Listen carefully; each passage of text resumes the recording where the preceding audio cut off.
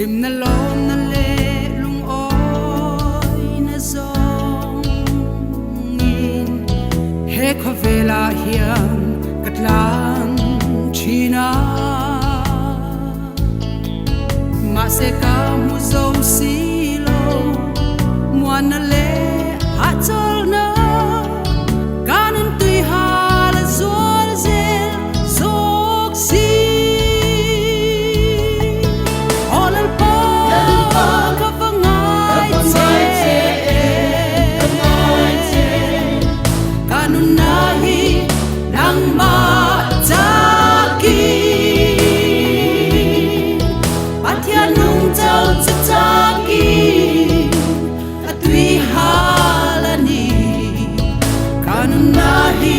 atui halani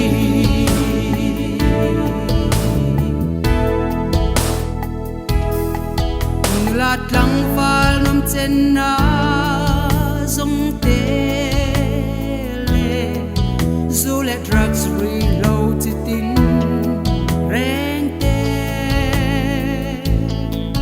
he ko vel ro puina le moi na zong zong hiani min pe thei lo tham wan le Hlimna olal pa ka vangai te kanun nahi nang ma taki pathian nung tau taki atui halani kanun nahi atui halani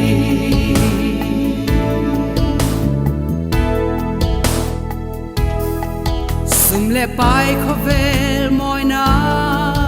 te min mi ten min tlan san chin ma sela nang ma chau lo chu o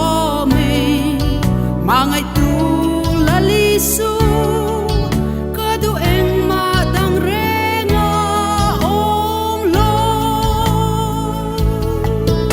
olal pa ka vangai te kanun nahi nang ma taki pathian nung tau taki atui halani kanun nahi atui halani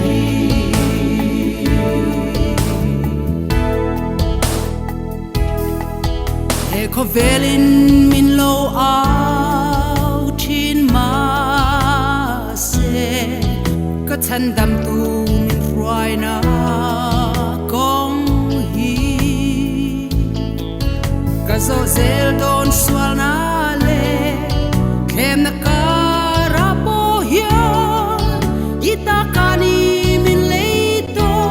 si olal pa ka vangai te kanun nahi nang ma taki pathian nung tau taki atui halani kanun nahi atui halani kanun nahi atui halani